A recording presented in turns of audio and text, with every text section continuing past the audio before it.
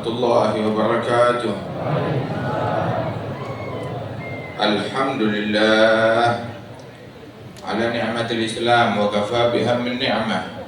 Allahumma salli wa sallim ala sayyidina Muhammadin an-nabi rahmah wa ala alihi wa ashabihi wa man tabi'ahum bi ihsan ala aqwamil istiqamah bi rahmatika ya arhamar rahimin.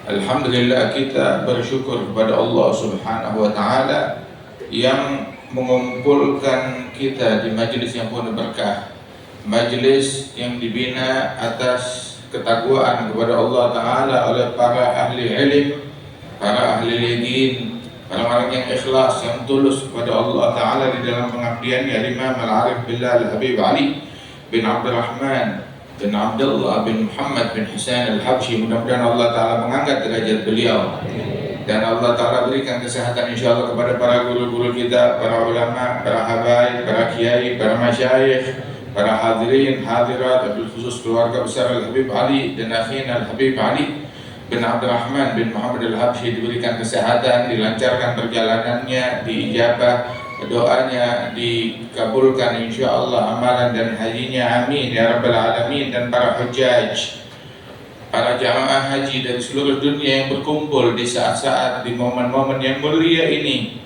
melaksanakan kewajiban ibadat haji mereka, dimudahkan hajinya mereka, dilancarkan hajinya mereka dan dijadikan hajinya mabrur, sa'yuhum mashkur, dhanbuhum maghfur, tijaratuhum lan tabur. Dan Allah Subhanahu wa taala anugerahkan kita insyaallah bisa pergi haji, bisa ziarah ke makam Nabi Muhammad sallallahu alaihi wasallam, amin ya rabbal alamin. Ada beberapa orang datang ke Al-Habib Abdullah bin Hasan bin Tahir, guru daripada mufti Betawi Imam Al-Habib Utsman bin Abdullah bin Yahya. Datang kepada Imam Abdullah bin Hasan bin Tahir orang-orang ini. Mereka bilang, Habib, doakan kita mau pergi haji. Yang satu bilang, kita mau pergi haji, kita mau pergi haji. Maka dijawab oleh beliau, ya pergi haji ya bagus, tapi bilang juga saya mau ziarah Nabi Muhammad sallallahu alaihi wasallam. Sebab kalau bukan jasa Nabi Muhammad, kamu nggak kenal haji. Yang ngajarin haji Nabi Muhammad sallallahu alaihi wasallam. Jadi niatin juga ziarah kepada Rasulullah sallallahu alaihi wasallam. Di dalam hadis disebutkan, man zarani maitan fa ka'annama zarani hayyan, yang berziarah kepadaku setelah wafatku sama seolah-olah dia datang ziarah berkunjung kepadaku saat aku masih hidup. Kita kalau sekarang Nabi Muhammad duduk di Madinah, hidup di Madinah, kita datang ke wilayah tersebut, kira-kira datang nggak? Pengen ketemu Nabi nggak? Rasulullah hidup, al-anbiya ahya'un fi kuburihim yusallun. Para nabi-nabi mereka hidup di dalam kuburan mereka, mereka sholat berdoa kepada Allah Ta'ala. Hayati khairul lakum, mamati khairul lakum. Hidupku baik untuk kalian, matiku baik untuk kalian. Apabila ditanya oleh sahabat, Rasulullah ditanya, ya Rasulullah, ya kalau kamu hidup ya betul, tapi setelah kamu mati bagaimana baik buat kami? Wakan arimta, sedangkan tulang belulangmu telah lapuk. Baiknya di mana? Sisi baiknya di mana?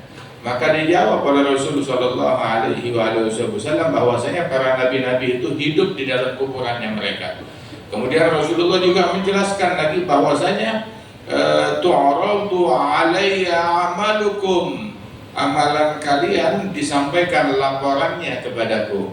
In wajadtu khairan hamidullah, in wajadtu ghaira dzalik istaghfartu lakum. Disampaikan laporan amalan kalian kepadaku. Kalau saya dapatin baik, saya bersyukur kepada Allah. Tapi kalau saya dapatkan lain daripada yang baik, maka aku memohon ampunan Allah bagi kalian, beristighfar untuk kalian, kata Rasulullah sallallahu alaihi wasallam. Dan di dalam riwayat yang lain disebutkan bahwasanya man hajja wa lam yazurni faqad jafani. Barang siapa yang pergi haji tapi dia enggak ziarah kepadaku, maka dia bersikap tidak sopan kepada Rasulullah, tidak adab kepada Rasulullah sallallahu alaihi wasallam. Kita yang ngajarin kita sholat Nabi Muhammad, berkat Nabi kita kenal sholat, berkat Nabi kita kenal puasa, berkat Nabi Muhammad kita kenal haji, berkat Nabi Muhammad kita kenal Islam. Kalau bukan jasa Nabi Muhammad, hatta Islam kita nggak kenal.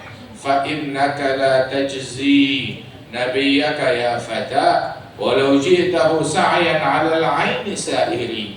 Kamu tidak akan mampu membalas jasa nabimu wahai pemuda, walaupun dalam rangka balas jasa kamu jalan ke Madinah berziarah kepada Rasul, bukan jalan di atas kedua kakimu tetapi berjalan di atas kedua bola matamu untuk ziarah Nabi, masih tetap belum mampu membalas jasanya Rasulullah sallallahu alaihi wasallam.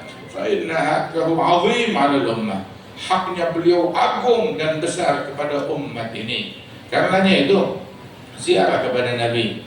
Jangan ngikut mendengar kepada orang-orang mabuk di dalam keilmuannya, bahkan nggak ada keilmuannya hingga mereka berani berucap nggak boleh ziarah kepada Nabi. Tapi kalau mau ke Madinah niatin ziarah ke masjid. Ke Ancol aja boleh, masa ziarah Nabi nggak boleh? Ke mall boleh, ke pasar boleh, gitu. Ke gunung boleh, ke laut boleh, ke sungai boleh, ke Nabi masa nggak boleh? Lah nggak boleh. Perjalanan dengan niat ziarah Nabi itu adalah bid'ah. Perdagangan mau jual apa namanya, mau jualan lontong nggak bid'ah. Perdagangan mau jual kain sarung nggak bid'ah. Kenapa perjalanan mau ziarah Nabi dibilang jadi bid'ah? Ya kalau mau ke Madinah jangan niatin ziarah Nabi, niatin ziarah masjid. Maaf, masjid apa namanya? Masjid apa? Masjid Nabi, Masjid Nabawi, masjidnya Nabi Muhammad. Kalau di situ nggak ada Nabi Muhammad, ada orang mau datang ke situ? Nggak ada. Ngapain kita jauh-jauh ke sana kalau nggak ada Nabi Muhammad? Kita ke situ karena di situ ada Nabi Muhammad. Karena Nabi sholat di situ, Nabi duduk di situ, Nabi sujud di situ, Nabi rukuk di situ, Nabi ngajar di situ. Ada jejak-jejaknya Nabi di situ. Ada jejak-jejaknya malaikat Jibril di situ. Ada jejak-jejak dan bekasnya sahabat Rasulullah di situ. Nah, kalau niat ziarah masjid boleh, kalau niat ziarah Nabi itu namanya bid'ah. Inilah orang yang nggak ngaji, yang kagak waras. Jadi seolah-olah dia bilang bolehnya ke sana niat ziarah lampu, ziarah kaligrafi, ziarah ornamen, ziarah karpet, ziarah tiang, ziarah apa namanya, ziarah AC, ziarah lampu hias. Boleh. Ziarah Nabi, nggak boleh, bid'ah syirik. Waliyadillah min dzalik. Allah dalam Al-Quran berfirman, walau annahum idzalamu anfusahum ja'uka. Kalau mereka bikin dosa, bikin kesalahan, menzalimi diri mereka sendiri, terus langkah apa yang mereka ambil? Ja'uka, mereka datang kepadamu, mereka datang kepada Rasulullah. Nggak dibilang mereka datang ke masjid, mereka datang ke rumah, mereka datang ke Madinah. Dibilang ja'uka, mereka datang kepada engkau, kepada Rasulullah. Ada orang bilang, wah tetap aja bid'ah. Itu maksudnya kalau Nabi Muhammad saat Nabi masih hidup, belum mati. Ja'uka datang kepada Nabi saat Nabi masih hidup. Begitu. Nah ini penafsiran ini dari mana? Penafsiran ini juga bid'ah. Penafsiran ini nambah-nambahin sesuatu yang nggak ada di Al-Quran. Di Al-Quran nggak bilang ja'uka wa anta hayy, datang kepadamu di masa hidupmu. Enggak. Ja'uka datang kepada engkau, mau kamu di rumah, mau kamu di dalam kuburanmu. Ja'uka fastaghfirullah wastaghfara lahum rasul lawajadullaha tawwabar rahimah. Dan juga Rasul sallallahu alaihi wasallam bilang di dalam hadis, innamal a'malu binniyat wa innamal likulli imri'in ma nawa. Faman kanat hijratuhu ila Allahi wa rasulih fa hijratuhu ila Allahi wa rasulih. Hijrahnya kepada Allah dan Rasulnya. Sahabat hijrahnya kemana sih? Bukankah ke Madinah? Datangnya ke Madinah, datangnya ke Yathrib, datangnya ke Thaibah, datang ke Madinah Al-Munawwarah, tapi dibilangnya datangnya kepada Allah, hijrahnya kepada Allah dan kepada Rasulnya. Hijrahnya kepada Allah dan kepada Rasulnya, gak disebut ke Madinah. Yang disebut adalah hijrahnya, maka hijratuhu ilallahi wa rasulih, hijrahnya kepada Allah dan kepada Rasulnya. Fahami di situ. Tempat menjadi mulia karena keberadaan zat yang mulia Nabi besar Muhammad sallallahu alaihi wasallam. Orang kalau pergi haji, kesian orang udah jalan-jalan jauh, pergi ibadat jauh, ngomentarin orang ngomentarin ibadatnya orang, apalagi mensyirikkan orang, membid'ahkan orang. Muslimin, muminin dari zaman dulu, dari zaman sahabat sampai zaman sekarang datang pergi haji ziarah kepada Rasulullah Sallallahu Alaihi Wasallam. Itu ritual haji, ritualnya talbiyah, ritualnya takbir, ritualnya adalah tahmid. Doa Arafah kata Rasul Sallallahu Alaihi Wasallam adalah la ilaha illallah wahdahu la syarika lah, lahul mulku wa lahul hamdu yuhyi wa yumiit wa huwa ala kulli syai'in qadir. Ini doa Arafah kata Rasulullah sallallahu alaihi wasallam. Itu ritualnya. Ritual haji syiarnya adalah demikian. Nabi ketika berucap tentang haji mabrur, laisa lahu jazaa illa jannah, haji yang mabrur enggak ada balasan yang setimpal kecuali surganya Allah. Ditanya, fama birruhu, apa yang bikin tuh haji jadi mabrur? Apa kunci haji mabrur? Nabi menjawab, linul kalam, it'amut ta'am wa linul kalam. Ngasih makan orang dan ucapan yang santun, ucapan yang lembut. Memberi makan kepada orang lain dan berucap dengan santun, berucap dengan lembut. Ngafirin orang, bid'ahin orang, syirikin orang, ngata-ngatain orang, itu bukan ucapan yang baik. Bahkan tuh dalam haji fala rafatha wala fusuga wala jidala fil hajj. Jangan berbuat dan berucap perbuatan dan ucapan yang tidak baik, yang jorok, yang cabul, yang kasar, yang gak sopan, itu hindarin. Jidal, adu mulut, cekcok juga dihindarkan. Jangan mirah, jangan jidal, dilarang agar hajinya menjadi sempurna. Wahakala, dan Rasulullah sallallahu alaihi wasallam, beliaulah yang di dalam hajinya tersebut itu beliau mengatakan di dalam haji tersebut, Allahumma ja'al al-hajjah la sum'ata fiha wala riya. Jadikan haji yang saya lakukan ini haji yang nggak ada keinginan mau didengar orang ataupun mau dilihat orang, nggak ada riya, nggak ada sum'ahnya. Haji bukan buat didengar, haji bukan buat eksis di medsos. Ini kagak sebentar besar dia taruh di medsos. Bukan taruh di medsos, haji kita pengen dilihat, nggak cukup dia lihat Allah. Kurang, Allah doang yang lihat, kurang. Netizen harus tahu, netizen harus melihat, netizen harus mendengar. Orang dulu menyembunyikan amal ibadat mereka lebih daripada kita mau menyembunyikan keburukan kita. Mereka menyembunyikan ibadatnya lebih daripada kita menyembunyikan keburukan kita. Malu kalau ibadatnya kelihatan, ketahuan. Kecuali memang ibadat yang mesti kelihatan, kayak sholat Jumat, ya, atau hadir majelis. Kalau enggak, mereka berupaya menyembunyikan amal ibadat mereka lebih daripada kita menyembunyikan amal buruk kita. Jadi kesannya itu jangan sibuk sama handphone, jangan sibuk update status, jangan sibuk foto-foto, jangan sibuk mata lebih banyak melihat gedung-gedung mewah daripada ngelihat Ka'bah. Kekagumannya ngelihat gedung mewah, wow, hebat, tinggi. Ngelihat Ka'bah kecil ya ternyata.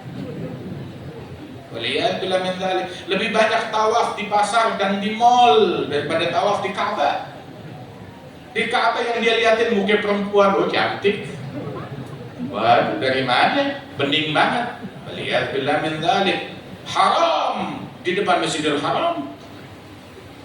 Dan sesungguhnya di sana itu tadi kita dengar, bahkan niat buruk aja tuh dibalas oleh Allah Ta'ala, dihitung oleh Allah Subhanahu Wa Ta'ala. Niat buruk, ada keinginan, hasrat untuk melakukan keburukan, itu menjadi berdosa di sana. Waliyahbillah min dzalik.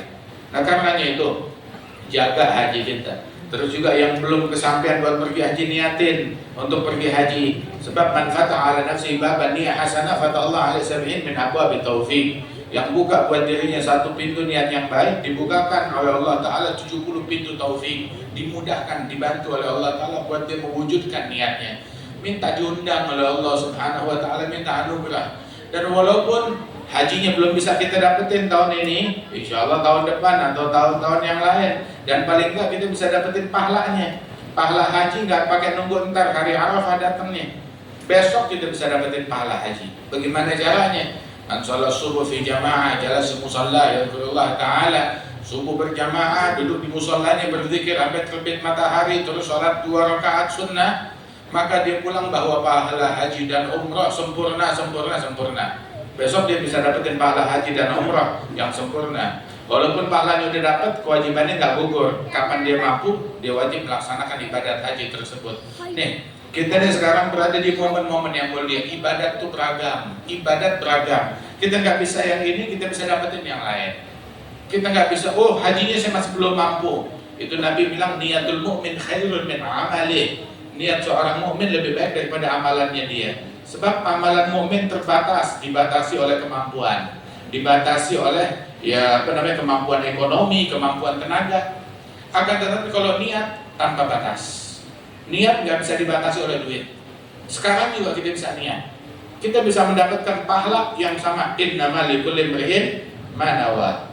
Nah karenanya itu pasang niat pengen pergi haji, ntar kalau ada rezeki. Kemudian juga amalan itu beragam.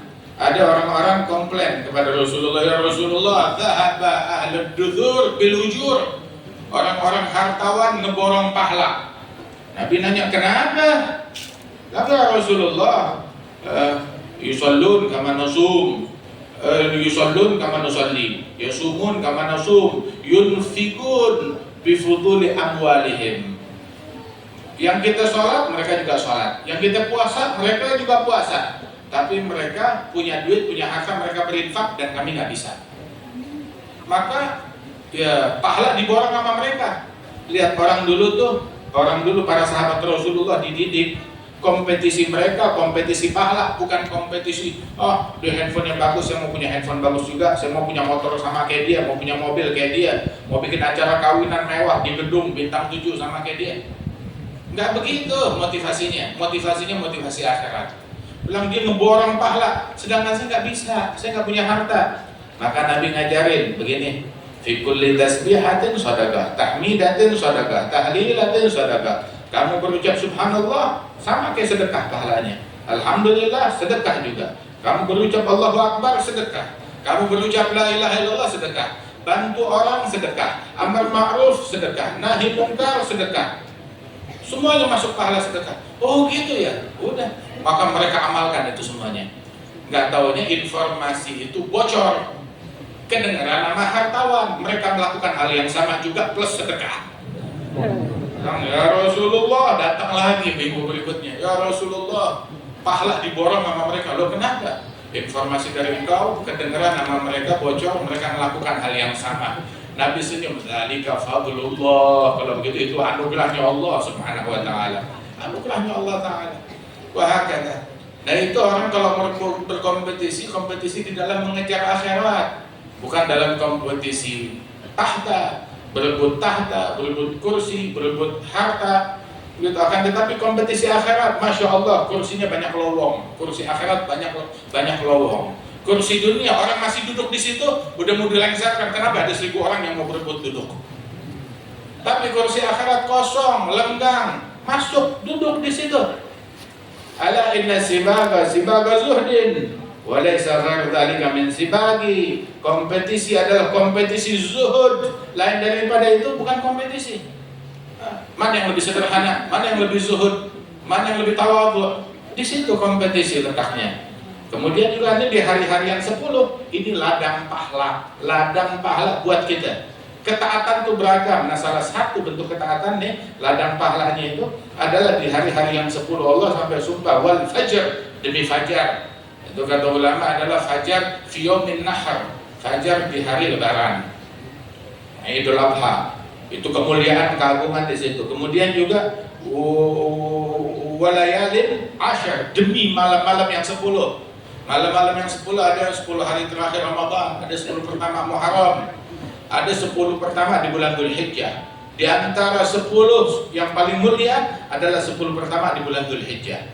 Sebab di dalamnya itu ada terletak malam Tarwiyah, ada malam Arafah, ada malam Idul Adha.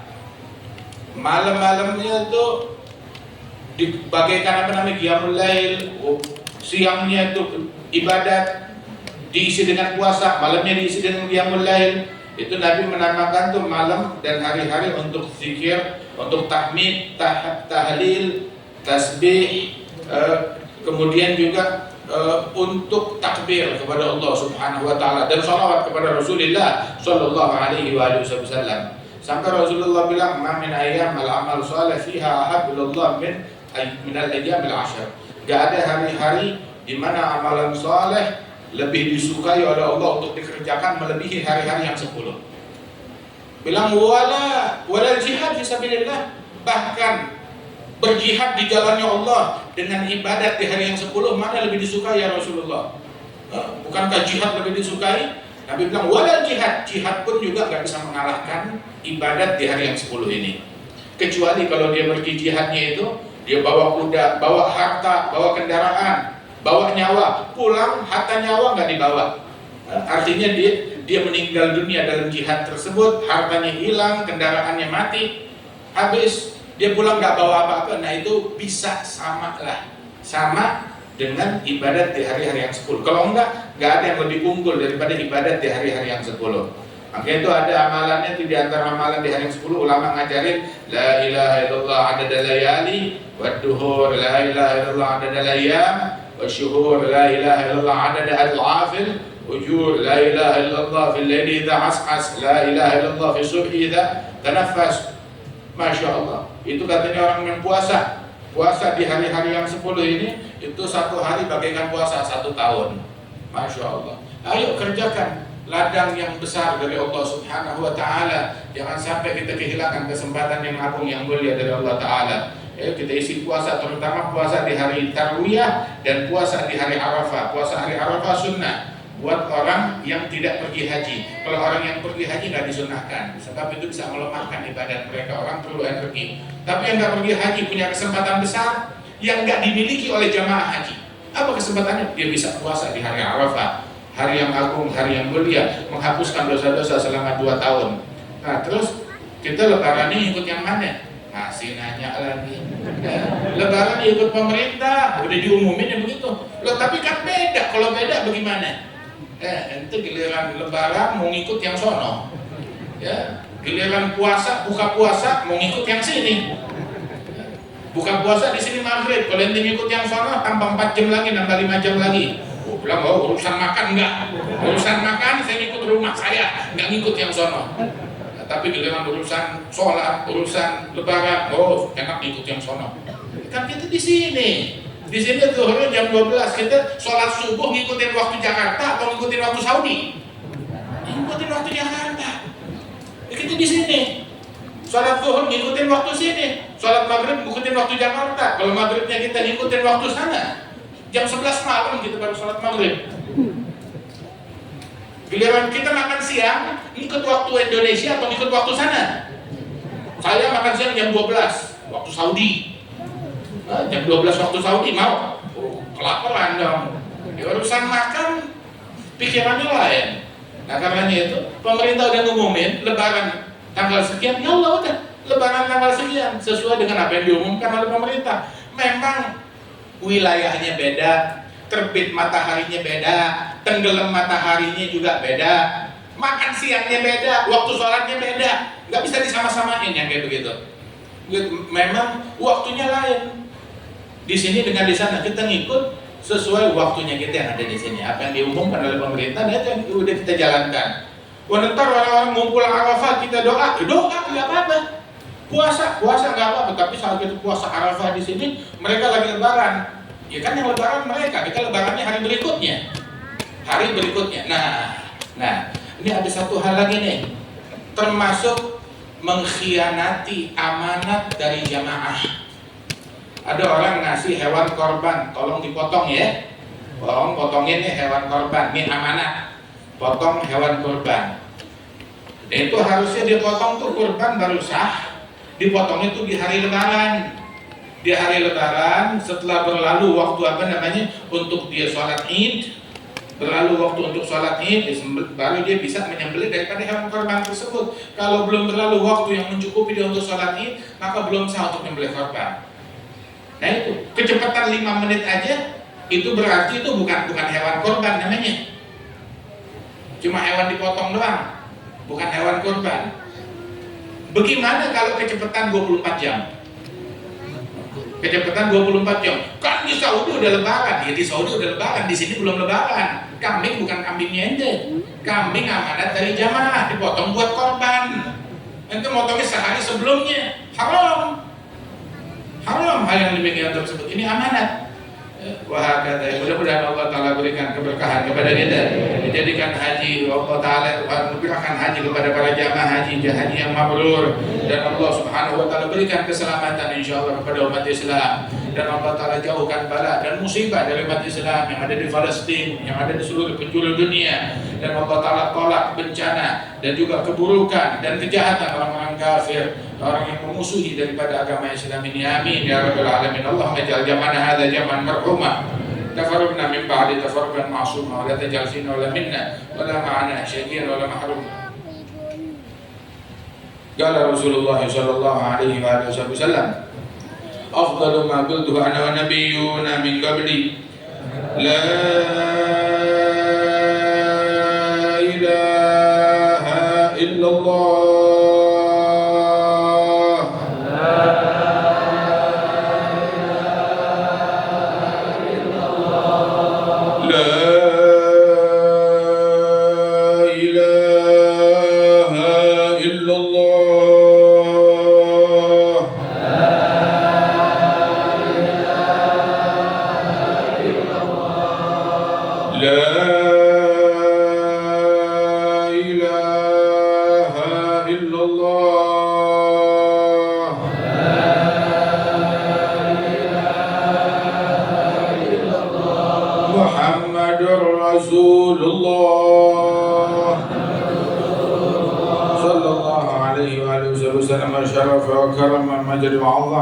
رضي الله تعالى عن عباد المطهرين وسائر المهتدين. اللهم احينا عليها يا حي، امتنا عليها يا مميت، وبعثنا عليها يا باعث، واحشرنا في زمرة اهله. الله سيدنا علي حسن من فاطمه ومن خديجه ومن عائشه كافه ازواج رسول الله احد المؤمنين وعلى بيت الطاهر سيدنا المهاجر الفقير سيدنا سكا وسكران والمحضار والعدل والعطش خليل شهاب الدين سيدنا شيخ بكر بن سالم كافه اولاده سيدنا عقل بن سالم سيدنا احمد بن محمد الحبشي عبد الرحمن الجفري شيخ يوسف بن عبد الحسن الحبيب عمر بن عبد الرحمن العطاس والشيخ علي باراس والقطب عبد الله بن علي الحداد وسيدي احمد بن زين الحبشي واهل وذويهم اجمعين، ثم الى سيدنا حسين بن ابي بكر العدل ساداتنا اولياء التسع ومن نشر الاسلام في هذه الجهه المباركه، وصاحب الحضره المقام الجد الحبيب علي بن عبد الرحمن الحبشي وابن الجد محمد بن علي واخوانه اجمعين واولاده، والحبيب عبد الرحمن بن محمد الحبشي واصولهم فروعهم، ثم ذويهم اجمعين، ثم إلى سيد الشريف الحبيب حسين بن سلمى عطا شريف مريم بنت محمد